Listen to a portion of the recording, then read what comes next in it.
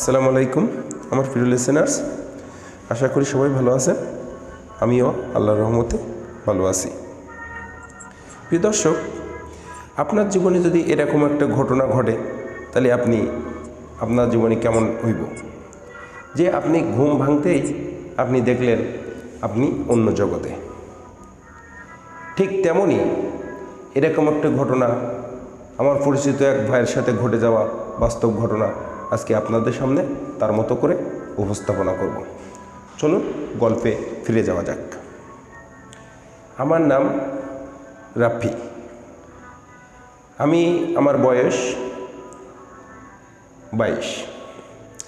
আমি college second ইয়ারে পড়ি। আমি খুবই চঞ্চল একটা ছেলে।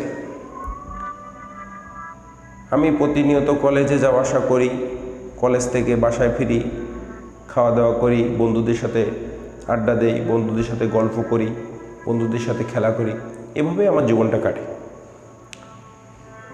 হঠাৎ একদিন আমার জীবনে ঘটে যাওয়া এক অলৌকিক ঘটনাটা হলো এই যে, প্রতিদিনকার মতন আমি ওদিনও কলেজ থেকে বাসায় আসার পরে আমি আমার বন্ধুদের সাথে আড্ডা দিয়ে দোকানে গিয়ে চা খেয়ে বাসায় ফিরছি। বাসায় ফেরার পরে আমি রাত্রে খাওয়া দাওয়া, প্রতিদিনকার মতন রাত্রে খাওয়া দাওয়া করে আমি ঘুমাতে গেলাম। ঘুমানোর ঠিক আমার রাত আনুমানিক 2টা কিংবা 3টা এরকম বাজবে। এরকম সময় আমি দেখি আমার ঘুম ভেঙে গেল। তখন আমি দেখি আমার ঘুম ভাঙতেই, চোখ মিলতেই আমি দেখি আমি এক অন্য জগতে। আমি দেখি আমার চোখ হতভম্ব যে আমি কোথায়। আমি তো আমার বাসায় ঘরে ঘুমাইছিলাম, এখন আমি এখানে কেন? তারপরে বিষয়টা এরকম, আমি এক প্রকার অন্যরকমভাবে চিৎকার দিলাম যে আমি কি আসলেই বেঁচে আছি কি মরে গেছি, এটাই বুঝতে পারতেছি না যে আমি এখানে কেন। এক পর্যায়ে আমি ভীতসম্মত হলাম। তখন আমি এক পর্যায়ে চেঁচিয়ে উঠলাম। ওঠার পরে হঠাৎ দেখি জানালার ওই সাইড দিয়ে একটি অপূর্ব সুন্দরী, আমার জীবনে সর্বশ্রেষ্ঠ সুন্দরী ওটাই দেখা। আমি ওটা দেখে আমি হতভম্ব হয়ে গেলাম যে মেয়েটাকে এখানে কেন, আর আমি এখানে কেন। এক পর্যায়ে মেয়েটা আমার পাশে আসলো।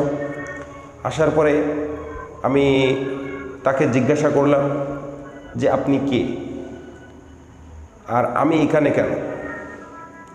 তখন এক পর্যায়ে মেয়েটি উত্তর দিল যে দেখো, আমি তোমার কাছে আগেই ক্ষমা চেয়ে নিচ্ছি তোমাকে না বলে এখানে নিয়ে আসার জন্য। তখন আমি বললাম যে আপনি কে, আমাকে এখানে নিয়ে আসলেন কেন? তখন মেয়েটি বলল দেখো, তুমি আগে ঠান্ডা হও, তুমি একটু তারপরে আমি তোমার বিষয়টা সব কিছু খুলে বলছি। তারপরে আমি বললাম যে না, আমি আগে জানতে চাই আমি এখানে কেন। তখন মেয়েটা এক পর্যায়ে বলল যে দেখো, আমি তোমাকে এখানে নিয়ে এসেছি। তখন আমি বললাম আমি কোথায়?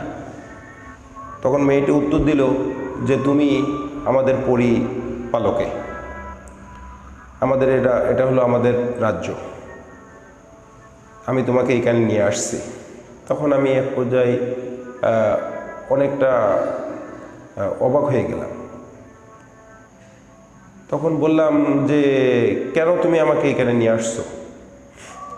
তখন মেয়েটা বলল যে আচ্ছা তুমি আগে ঠান্ডা হও, তারপরে আমি সব বিষয় তোমাকে খুলে বলছি। তখন আমি বললাম যে আচ্ছা ঠিক আছে, আমি এখন কুল বা আমি এখন ঠান্ডা আছি, আপনি বলুন, সব কিছু খুলে বলুন। তারপরে মেয়েটি বলল দেখো, আমি সত্যি কথাই আমি তোমার সাথে বলি, অনেক দিন থেকে আমি তোমাকে ফলো করি। তুমি এ জায়গায় যাওয়া আসা করো, কলেজে যাওয়া আসা করো, হ্যাঁ, তুমি রাত বেরাত বাসায় ফেরো বন্ধুদের সাথে আড্ডা দিয়ে, আমি সবসময় আমি তোমার ফলো করি। তখন আমি বললাম যে কেন? তখন মেয়েটি বলল, কেন বুঝতে পারো না? তখন আমি বললাম যে না। তখন আমি তাকে এক পর্যায়ে জিজ্ঞাসা করলাম যে ঠিক আছে, তুমি আমাকে ফলো করো ভালো কথা, তো তুমি আমাকে এখানে নিয়ে আসলে কেন? তখন মেয়েটি বলল যে দেখো, আমি সত্য কথা বলতেই পছন্দ করি। আমি তোমাকে সত্যটাই বলবো যে আমি তোমাকে এক পর্যায়ে পছন্দ করি, এজন্য আমি তোমাকে এখানে নিয়ে আসছি এবং আমি তোমাকে ভালোবাসি। আমি অনেক দিন থেকে তোমাকে আমি ফলো করি, কিন্তু আজ তোমার এই মুখখানি যখন রাতে আমি তোমার বাসায় গেলাম, তখন অন্যরকম একটা মায়া আমার ভিতরে সৃষ্টি হলো। তখন নিজেকে বললাম যে না, আজ আমি তোমাকে আমাদের এখানে নিয়ে আসি, এই জন্য আমি তোমাকে নিয়ে আসছি। এই জন্য আমি তোমার কাছে ক্ষমা চাচ্ছি যে তোমারে না বলে আমি তোমাকে এখানে নিয়ে আসলাম। তখন আমি মেয়েটিকে বললাম যে দেখো, তুমি আমাকে ভালোবাসো, ভালো কথা। তুমি হলো এক জাতি, আমি হলাম আরেক জাতি। আমি মানুষ, তুমি হলো জিন। আমাদের তো সম্পর্ক কখনো সম্ভব না। তখন মেয়েটি এক পর্যায়ে বললো যে কেন সম্ভব না? সব কিছু তো অসম্ভব বলে কিছু নেই, কিছু কিছু জিনিস অসম্ভব, তাও সম্ভবও করা যায়। তখন আমি মেয়েটিকে ভাবার পরে বললাম যে না, দেখুন, আমি এখানে থাকতে চাই না। তখন মেয়েটি বলল কেন, আমাদের জগৎটা ভালো না? তখন আমি বললাম যে না, আপনাদের জগৎটা আমার অনেক ভালো লাগছে। আর দ্বিতীয়ত, আমি সত্যি কথাই বলবো, মিথ্যা কথা বলবো না, আপনাকে দেখে আমি প্রথম দেখাতে আমি অবাক হয়ে গেছি যে আমার জীবনে এত সুন্দর মেয়ে আমি কখনো দেখিনি। তবুও মনে করো আপনার বা আমার এই সম্পর্ক কখনো সম্ভব না। তখন মেয়েটি এক পর্যায়ে মন খারাপ করে দাঁড়িয়ে থাকলো, আমাকে বলল কেন সম্ভব না? আমরা হলাম এক জাতি, তোমরা হলো এক জাতি, সেটা ঠিক আছে। তাই বলে কি ভালোবাসা কি পাপ? ভালোবাসা তো কখনো পাপ না। তখন আমি বললাম যে না, ঠিক আছে, ভালোবাসা পাপ না, ঠিক আছে, কিন্তু ভালো তো সবাইকে বাসা যায় না, তাই না? তখন মেয়েটি অনেকটা মন খারাপ করে, তখন আমি বললাম যে দেখুন, আপনি আমাকে আমার বাসায় রেখে আসেন। দেখেন, আমি যদি সকালবেলা যদি ঘুম ভেঙে দেখে আমার মা বাবা, যদি আমি দেখে আমি ঘুম থেকে উঠি নাই, তখন অবশ্যই তারা ডাকাডাকি করবে, অবশ্যই তারা চিন্তা ভাবনা করবে। তা আমি প্লিজ আপনাকে অনুরোধ করছি, আপনি আমাকে রেখে আসুন। তখন মেয়েটি বলল যে দেখো, তুমি ও বিষয়ে চিন্তা করো না, আমি অবশ্যই সব কিছু ঠিক করে রাখবো, তুমি অন্তত 2 দিন এখানে থাকো।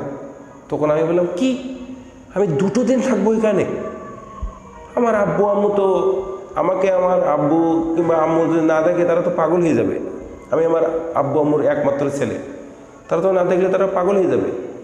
তখন বললে যে তুমি চিন্তা করো না, হুবাহ তোমার মতন একজন আমি ওখানে আগের থেকে রেখে আসছি।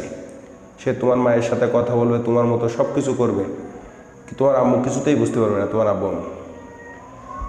তখন এক পর্যায়ে মেয়েটি অনেক জোরাজোরি করলো, করার পরে আচ্ছা আমি তখন বললাম যে আচ্ছা ঠিক আছে, ঠিক 2 দিন পরে কিন্তু আপনি আমাকে রেখে আসবেন। আর ওই পরিপালক থেকে তো আমি একাকি কখনো আসতে পারবো না, এটা তো সম্ভব না।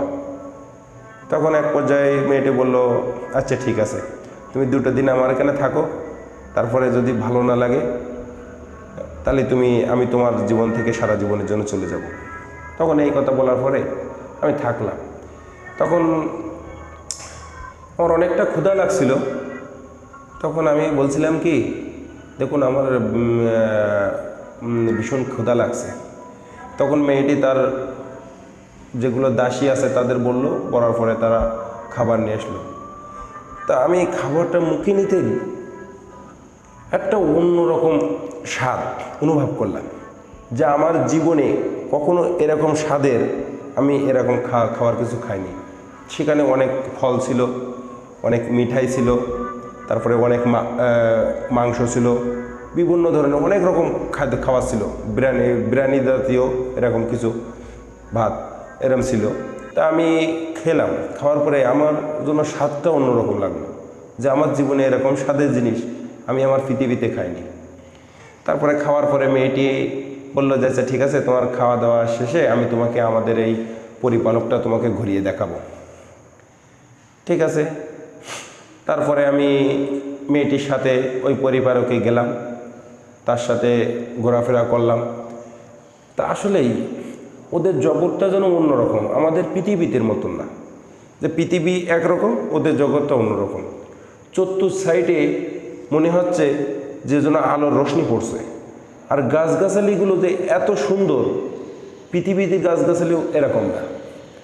আসলে আল্লাহর সৃষ্টি সব কিছু অন্যরকম, আল্লাহ এক একটা জিনিস এক এক রকম সৃষ্টি করে। তারপরে আমি 2 দিন কেটে গেল। কেটে যাওয়ার পরে মেয়েটিকে আমি বললাম যে দেখুন, আমি আর এখানে থাকবো না, আমার দেখুন আমার কলেজ আছে, আমার লেখাপড়া আছে, আমি দেখুন আমি বাসায় যাব। তখন মেয়েটি বলল যে তোমাকে একটা কথা জিজ্ঞাসা করি, এই 2 দিন তো তুমি আমার সাথে থাকছো, আমার সাথে ঘুরছো, তো এই 2 দিনের ভিতরে আমার ভিতরে কি অন্য কোনো খারাপ উদ্দেশ্য কি কিছু দেখছো? আমি বললাম যে না, খারাপ উদ্দেশ্য দেখি নাই তো, যেটা দেখি নাই সেটা বলবো কেন? তা তা আমাকে কি ভালোবাসা যায় না? তখন আমি মেয়েটিকে বললাম যে দেখুন, আমি সিওরিটি দিতে পারছি না, আমি আমাকে বাসায় রেখে আসুন, তারপরে আমি আপনাকে পরে জানাবো। এই কথা বলে মেয়েটি বলল আচ্ছা ঠিক আছে। এই বলে মেয়েটি আমাকে ওখান থেকে আমাকে নিয়ে আসলো, এনে আমার বাসায় রেখে গেল। যাওয়ার পরে 2 দিন মেয়েটা সাথে আমার দেখা নেই, 2 দিন কেটে গেল, 3 দিন কেটে গেল, এভাবে 1 সপ্তাহ কেটে গেল। তখন আমার জন্য এক পর্যায়ে তাকে মনে পড়তে লাগলো, যে আমি মনের অজান্তে থেকে তাকে ভালোবেসে ফেলেছি, এরকম মনে হতে লাগলো। হঠাৎ আমি ওর জন্য যেন অন্যরকম একটা ফিল বা অন্যরকম একটা কষ্ট অনুভব করছি। তখন আমি মনে মনে ভাবতেছি যে না, আসলে মনে হয় আমি ওকে ভালোবেসে ফেলেছি। মেয়েটি তো অনেক সুন্দর, ওর আচার ব্যবহার, ওর সব কিছুই তো আমার খুব ভালো লাগছে, তেমন কি করব? তখন এক পর্যায়ে আমি ওকে স্মরণ করতে লাগলাম, তবুও আসে না। হঠাৎ 2 সপ্তাহ পরে মেয়েটি একদিন আসলো। তখন আনুমানিক রাত 1টা-1:30 বাজবে এরকম। মেয়েটি আমার সামনে এসে, আমার ঘরে আমি ঘুমায় আছি, তখন এসে আমার পাশে বসলো। আমি কি একটা অনুভব করলাম, করার পরে আমি ঘুম থেকে উঠে দেখি ওই মেয়েটি বসে আমার পাশে। তখন আমি একটু অবাক হয়ে গেলাম। তখন আমি বললাম যে তুমি এতদিন আমার কথা মনে পড়ি নাই নাকি? তুমি আসোনি, আমি তোমার জন্য অপেক্ষা করছিলাম। তখন মেয়েটি বলল যে দেখো, তুমি কি আমাকে ভালোবাসো? তাহলে তুমি আমার জন্য অপেক্ষা করবে কেন?